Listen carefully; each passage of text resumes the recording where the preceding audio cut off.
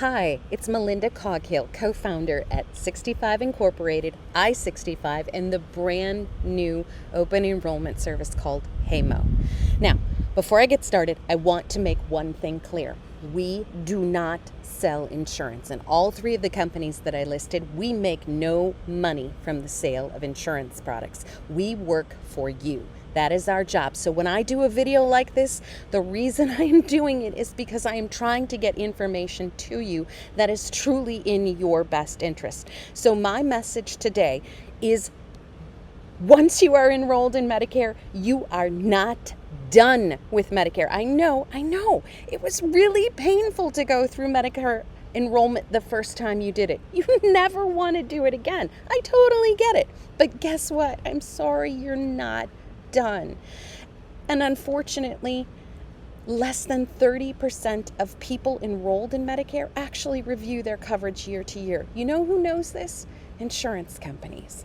They are free to make changes to their plans from year to year that are in their best interest, not your best interest. And as a result, when you do not review your coverage options, essentially you are giving the insurance companies a blank check. Don't do that. You know they're going to fill out the blank check and cash it for whatever they want. So please take some time to understand your coverage and how it will change in the coming year. And this year is more important than ever. 2024 is the most important Medicare Open Enrollment Period in Medicare's 59-year history. It's October 15th through December 7th. You need to do it. Now, I get it. I hear this all the time. Melinda, why would I bother reviewing my coverage? My coverage worked really well for me this year. Aha, this year. When you choose a Part D or a Medicare Advantage plan, you are engaging in a contract for this year. And this year only. They will send you a new contract at the end of September, beginning of October. In that contract, they are free to make all sorts of changes to your coverage for next year. They can change premiums, deductibles, out-of-pocket costs, the medications covered and not covered, called the formulary. They can change the spending limits, the pharmacies in and out of network. They can change the providers in and out of network and the restrictions that are imposed upon you before you can use healthcare services or get a medication refilled. They can do all of this while keeping the same plan name for next year. You could have entirely different coverage next year with the same plan name. It is really important that you review your coverage. In fact, our company's record is a woman who saved $235,000, not by changing medications, not by changing pharmacies, by changing Part D drug plans, and that's only for one calendar year. Please, it's a big deal. And this year is the most important year ever because of the Inflation Reduction Act. Now, when you read what's on the screen, I get it. You're going to be like, Melinda, you are blowing this way out of proportion. I promise you, I am not. The reason why, I will tell you, so you don't have to take my word for it. So the Inflation Reduction Act put into place that beginning in 2025, there would be a $2,000 out-of-pocket spending limit for Part D drug coverage, whether it's through a Medicare Advantage plan or a standalone drug plan. That's a good thing. I get it. That's a good thing. But the bad thing is it's not going to be a good thing for all people enrolled in a Part D drug plan. Let me explain. Just because a person's medication costs are capped at $2,000 does not mean the medications magically become free thereafter. Somebody has to pay for those medications. So the biggest question is, who's going to pay for those medications after a person hits a $2,000 spending limit? In 2023, before the phase-in of this 2025 $2,000 spending limit, it used to be that after a person hit about a $5,000 to $7,000 spending limit, a person would be responsible for paying 5% of the total cost of the medications for the remainder of the year. Medicare would pick up those costs at 80%, and the Part D insurance companies would be responsible for the remaining 15% of the costs. In the government's very wise ways, the government now assumes that because they deem it so, that this will happen. They expect that instead of paying 15% of the drug costs after about a $7,000 spending limit, after a $2,000 spending limit, the Part D drug companies will pick up 60% of the medication costs for the rest of the year. 15% to 60%. How many people in the room think that Part D insurance companies will willingly take a multi-billion-dollar hit to their bottom line?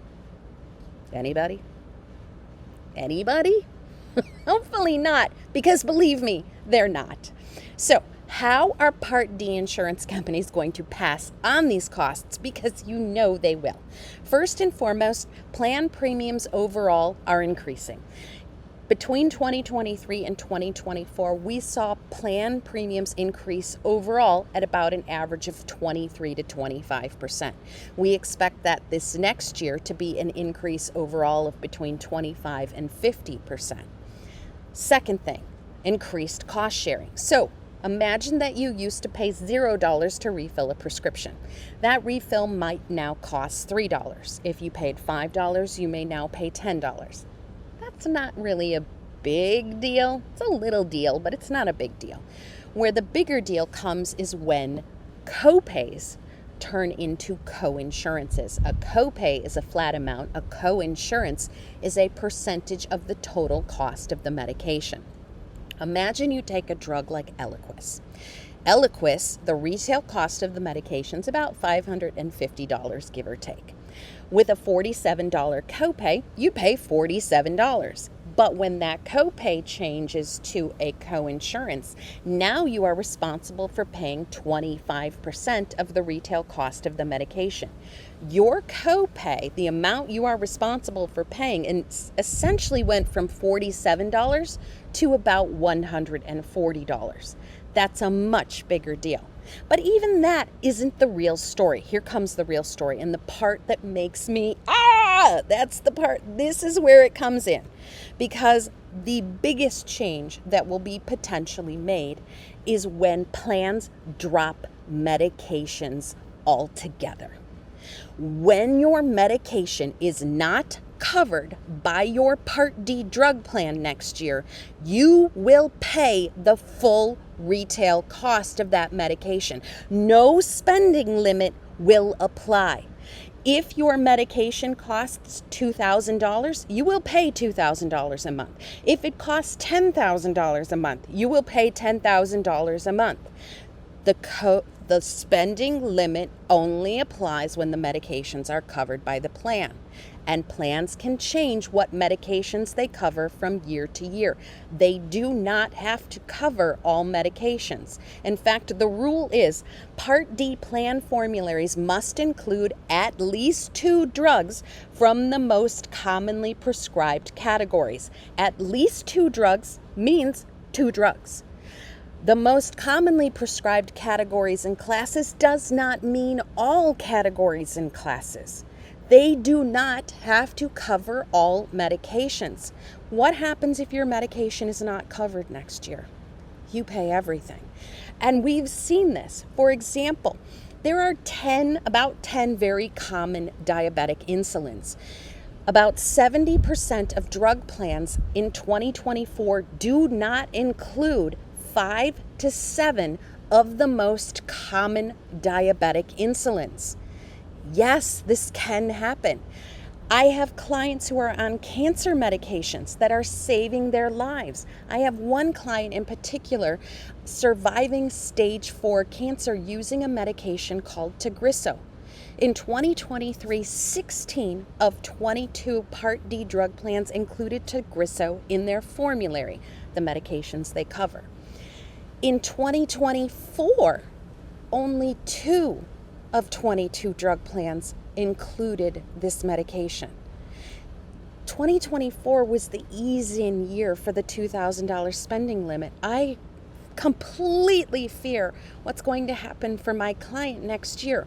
Will any Part D drug plans cover this medication that's saving her life?